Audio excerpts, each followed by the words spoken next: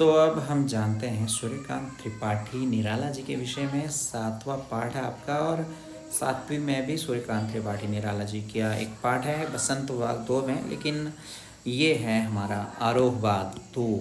आरोह बाग 2 में इनके एक कविता लिखी हुई है, उसको हम पढ़ेंगे। कक्षा 12वीं की ये पुस्तक है, और आप ये सब वीडियोस देख रहे हैं, और आपको इन सब वीडियोस को देखना है, सुनना है अधिक से अधिक। पूरी वीडियोस, पूरी कविताओं की और जो गद्य खंड है उनकी, इनको देखना है बार बार। जितना आप ज़्यादा बार देखेंगे, सुनेंगे, खाना भी बना रहे हो तो पास में रख लो मोबाइल, सुनो इन सबको। कोई भी काम कर रहे हो सुनो। सुनने से क्या होगा कि आपको पता लग जाएगा कि कौन है सूर्यकांत त्रिपाठी निराला, और उनकी लिखी हुई जो कविता है बादल राग, वो क्या है ना। इसलिए तो चलिए जानते हैं। चैनल पे नए हैं तो चैनल सब्सक्राइब कर लें। जानते हैं सूर्यकांत त्रिपाठी निराला जी के विषय में। जन्म इनका 1899 में हुआ था, मतलब 1900 से 1 साल पहले बंगाल के मेदिनीपुर जिले में हुआ था। पारिवारिक गांव गढ़ाकोला, उन्नाव उत्तर प्रदेश से हैं। प्रमुख रचनाएं अनामिका, परिमल, गीतिका, बेला, नए पत्ते, अनिमा, तुलसीदास, कुकुर मुत्ता।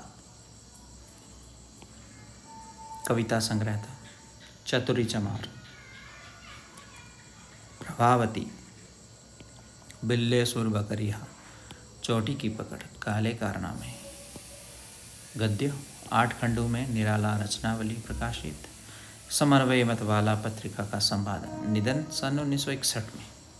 मात्र 62 साल की एज में सूर्यकांत त्रिपाठी निराला जी भी हमसे दूर चले गए थे। इलाहाबाद में इनका जन्म हुआ है। कुछ पंक्तियां हैं, जैसे लिखा है, नव गति नव लय ताल छंद नव नवल कंठ नव जलद मंदर नव नव के नव विहंग वृंद को नव पर नव स्वर दे। नव नव नव है ना, सब जगह नव।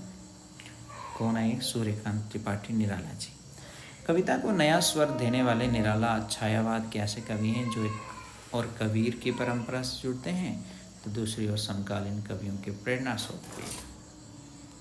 उनका यह विस्तृत काव्य संसार अपने भीतर संघर्ष और जीवन क्रांति और निर्माण, ओज और माधुर्य, आशा और निराशा के द्वंद्व को कुछ इस तरह समेटे हुए हैं कि वे किसी सीमा में बंद नहीं पाते।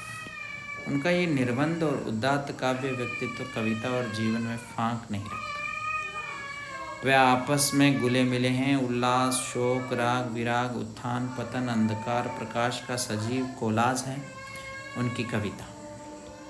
जब वे मुक्त छंद की बात करते हैं तो केवल छंद, रूढ़ियों आदि के बंधन को ही नहीं तोड़ते, बल्कि काव्य विषय और युग की सीमाओं को भी अतिक्रमित करते हैं। विषयों और भावों की तरह भाषा की दृष्टि से भी निराला की कविता के कई रंग हैं। एक तरफ तत्सम सामासिक पदावली और ध्वन्यात्मक बिंबों से युक्त राम की शक्ति पूजा और कठिन छंद साधना का प्रतिमान तुलसीदास है, तो दूसरी तरफ देशी टटके शब्दों का सौंदापन लिए कुकुर मुत्ता, रानी और कहानी, महंगू महंगा रहा जैसी कविताएं भी हैं। दिक जीवन जो पता ही आया विरोध कहने वाले निराला उत्कट आत्मशक्ति और अद्भुत जीविशा के कवि हैं, जो हार नहीं मानते और निराशा के क्षणों में शक्ति की मौलिक कल्पना कर शक्ति का साधन जुटाते हैं। इसलिए इस शक्ति साध्य कवि निराला को वर्षा ऋतु अधिक आकृष्ट करती है, क्योंकि बादल के भीतर सृजन और ध्वंस की ताकत एक साथ समाहित है। बादल उन्हें प्रिय हैं क्योंकि स्वयं उनका व्यक्तित्व बादल के स्वभाव के करीब है। बादल किसान के लिए उल्लास एवं निर्माण का, तो मजदूर के संदर्भ में क्रांति एवं बदलाव का अग्रदूत है। तो बादल राग कविता अनामिका में 6 खंडों में प्रकाशित है। ये उसका 6ठा खंड लिया गया है। लघु मानव, आम आदमी के दुख से त्रस्त कवि यहाँ बादल का आह्वान क्रांति के रूप में कर रहा है, क्योंकि विप्लव रव से छोटे ही हैं शोभा पाते। किसान मजदूर की आकांक्षाएं बादल को नव निर्माण के राग के रूप पुकार रहे हैं। क्रांति हमेशा वंचितों का प्रतिनिधित्व करती है। इस अर्थ में भी छोटे को देखा जा सकता है। अट्टालिका नहीं है रे, मैं भी वंचितों की पक्षधरता की अनुगुण स्पष्ट है। बादलों के अंग अंग में बिजलियां सोई हैं, वज्रपात से उनके शरीर आहत भी हों तो भी हिम्मत नहीं हारते, बार बार गिरकर उठते हैं। गगन स्पर्शी स्पर्धाधीर ये बादल दरअसल वीरों का एक प्रमत्त दल दिखाई देते हैं। चूँकि ये विप्लव के बादल हैं इसलिए गर्जन तर्जन अमोघ है। गर्मी से तपी जुलसी धरती पर क्रांति के संदेश की तरह बादल आए हैं। हर तरफ सब कुछ रूखा सूखा और मुरझाया सा है। अकाल की चिंता से व्याकुल किसान हाड़ मात्र ही रह गए हैं। जीर्ण शरीर, त्रस्त नयन मुख, पूरी धरती का हृदय दग्ध है। ऐसे में बादल का प्रकट होना प्रकृति में और जगत में कैसे परिवर्तन घटित कर रहा है, कविता इन बिंबों के माध्यम से इसका अत्यंत सजल और व्यंजक संकेत करती है। धरती के भीतर सोए अंकुर नवजीवन की आशा में सिर ऊंचा करके बादल की उपस्थिति दर्ज कर रहे हैं। क्रांति जो हरियाली लाएगी उसके सबसे उत्फुल्ल धारक नए पौधे छोटे बच्चे ही होंगे। समीर सागर के विराट बिंब से निराला की कविता शुरू होती है। यह इकलौता बिंब इतना विराट और व्यंजक है कि निराला का पूरा काव्य व्यक्तित्व तो इसमें उमड़ता घुमड़ता दिखाई देता है। इकलौता बिंब कौन सा? विराट बिंब, समीर सागर के विराट बिंब। इस तरह ये कविता लघु मानव की खुशहाली का राग बन गई है। इसलिए बादल राग एक और जीवन निर्माण के नए राग का सूचक है तो दूसरी ओर उस भैरव संगीत का जो नव निर्माण का कारण बनता है। क्या है बादल राग? देखिए इस कविता को, बहुत सुंदर कविता है।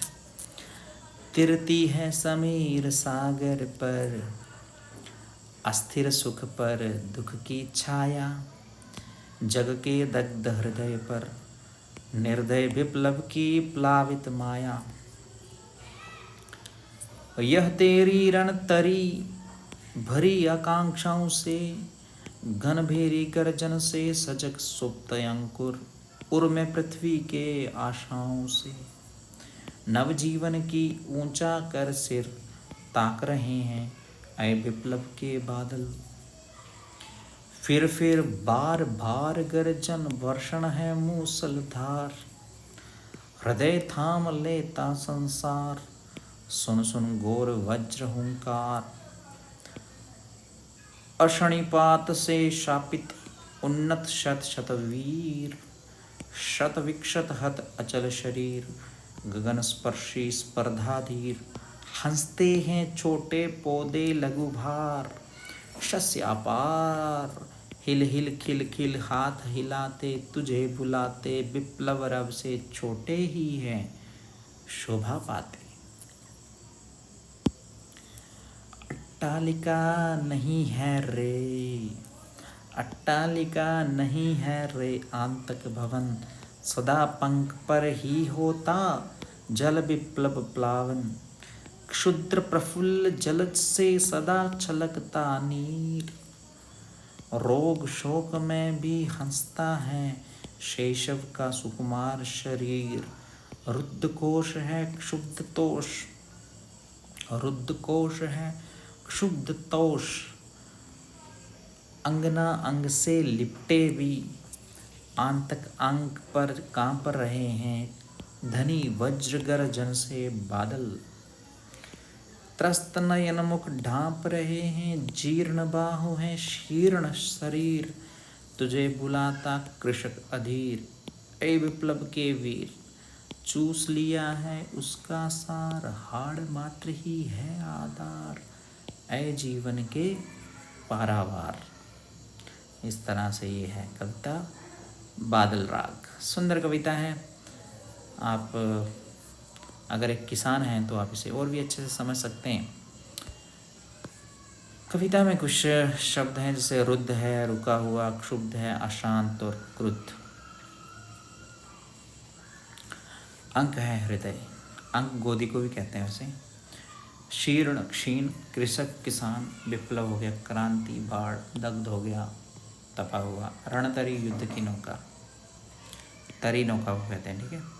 प्लावित बहा दिया गया, भेरी बड़ा डोल, सुप्त सोया हुआ, अशनिपात मतलब वज्रपात, क्षत विक्षत हो गया लहू लुहान बुरी तरह से घायल, हत हो गया घायल मारा हुआ, शस्य हो गया हरा, शस्य श्यामला है ना, शस्य क्या होता है खरा।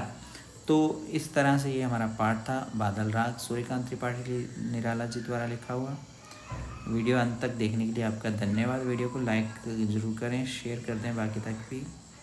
चैनल पे नए हैं तो सब्सक्राइब कर लें और सभी जितने भी कविताओं की वीडियो हैं उनको ज़रूर देखें।